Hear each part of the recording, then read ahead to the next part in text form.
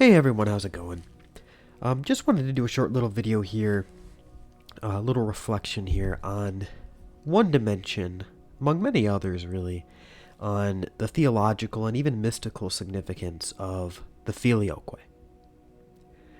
Very often I feel like discussions about the Filioque, they tend to deal almost exclusively in more academic discussions, more abstract discussions, which is by no means a bad thing, of course. This topic is very dense, and it really does require us to be able to engage in it with an almost hyper-analytical set of theological and philosophical lenses.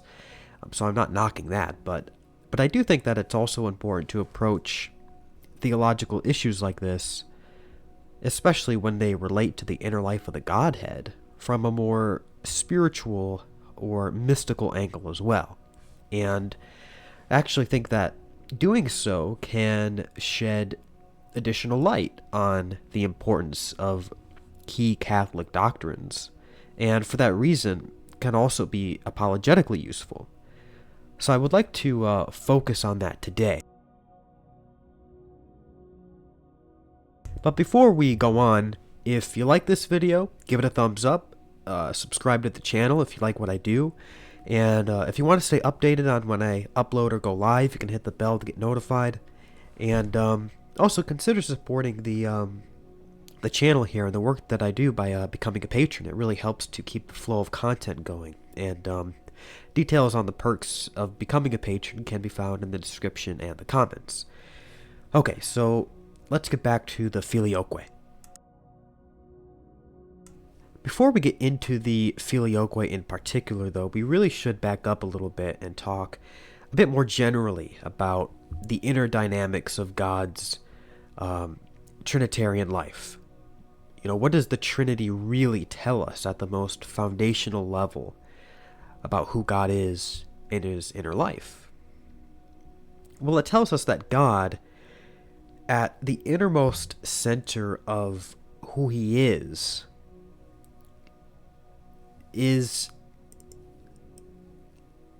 a deep exchange, a intra-divine exchange of love at the foundation of who he is. In other words, not only does God show his love by imparting a share of his life to creatures, but he does not even withhold himself from within his own interior life. The generosity of God, therefore, is not exhausted in his act of creation. Far from it, it's precisely his intra-divine generosity and intra-divine self-communicative love that characterizes who he is within himself, regardless of whether or not the world of creatures proceeds from this generosity. It is this inner divine fecundity, tendency to share of oneself, understood through this lens of generosity and self-emptying love, which, more than anything else, gets to the heart at what lies in this Trinitarian mystery. It really cuts to the core of what underlies the entire Trinitarian mystery itself. It gets at the innermost core of who God is. And so out of this divine fecundity that I mentioned, this divine tendency to self-communicate or share of oneself, the Father, who is the principle or fountainhead of the whole divinity, he communicates or begets all that he is, resulting in the generation of the Son. And this begetting is so infinite and so complete that he begets not only a participation of his divine nature, but his entire divine subsistence, a divine person in his own right. Nothing that could be held back in this expression of divine generosity is held back, and to say otherwise would be to put some limitation on this radicality of God's generous love that lies at the heart of the Trinity, and it would undermine the whole logic of this sublime mystery here.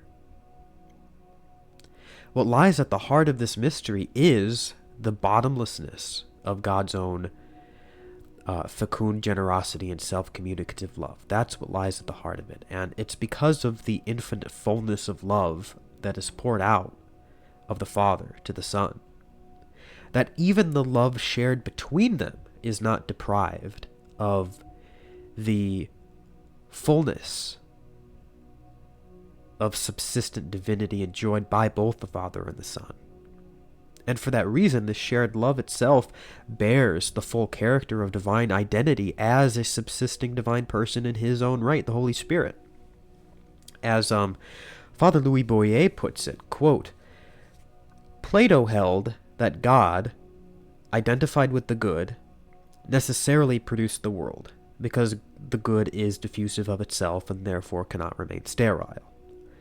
All the more so, the God who revealed himself as agape, the love which gives itself without reservation, it's a key point there, cannot be alone.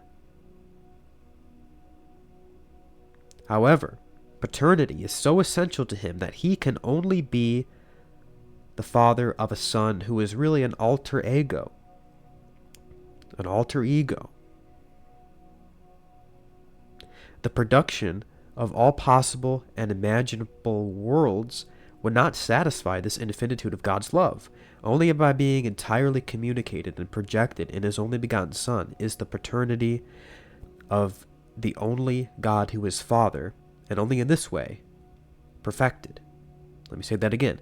Only by being entirely communicated and projected in his only begotten Son is the paternity of the only God who is Father, and only in this way is it perfected.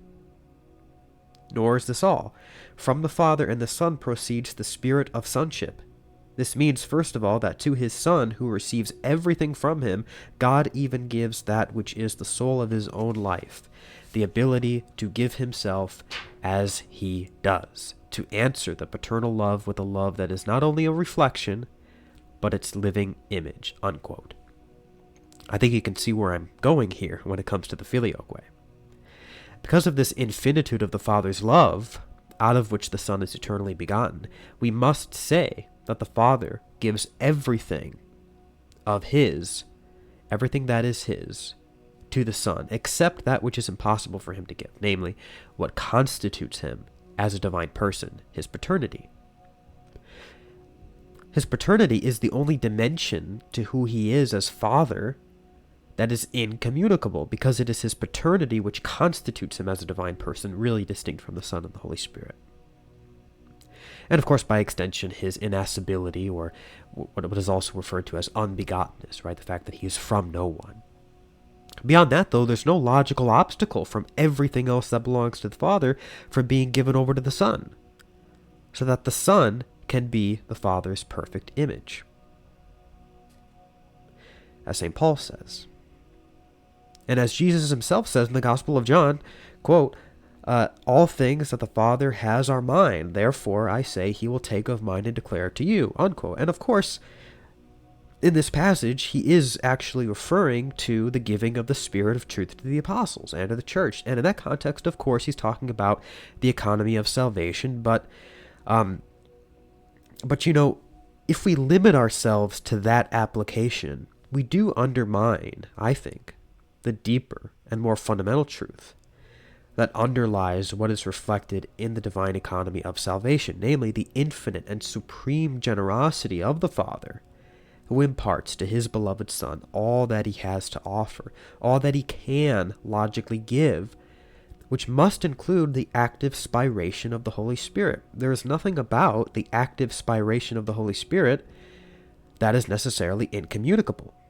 It doesn't constitute the person of the Father as Father, nor does it constitute the person of the Holy Spirit, who is constituted by his passive spiration. Therefore, there's absolutely no logical obstacle preventing the Father from imparting from what is truly his own principle of the Holy Spirit's procession onto the Son. Now, to deny this does nothing but undermine or put some arbitrary cap on the Father's radical generosity and self-communicative love, specifically in its radicality. In fact, precisely because we're talking about the Father's love here, it only makes sense that the Son would be given the Father's active spiration of the Holy Spirit, because the Holy Spirit is the love between the Father and the Son. And once the Son receives this active spiration of love, he images it back to him. He reflects it back with the same fullness of divine love given to him, which is what forms the basis of this love's distinct divine subsistence, and therefore status as a divine person, member of the Blessed Trinity, the Holy Spirit. So I would submit to you that this doctrine of the Filioque that we have as Catholics is not just a matter of technical or dry theological abstraction. It really does cut to the heart of who God is. It cuts to the heart of the Father's love and its infinite fullness and sheer radicality. If we are going to commit ourselves to this radicality of the Father's love, we must conclude that everything that the Father can give to the Son, he gives to the Son. And as I said, the only exception to that is what is necessarily incommunicable, which is his paternity. He can't give that to the Son, otherwise he undermines his own status as Father. But, as the dogmatic axiom states, in God all is one except where there is an opposition of relation. Active spiration is not one of those relations that constitutes a divine person by virtue of relative opposition. And so, of course, the Father can give it to the Son. And if he can give it to the Son, he will give it to the Son, because he gives everything that he has of himself to the Son, which pertains to the radicality of his love, which pertains to the fullness of his love.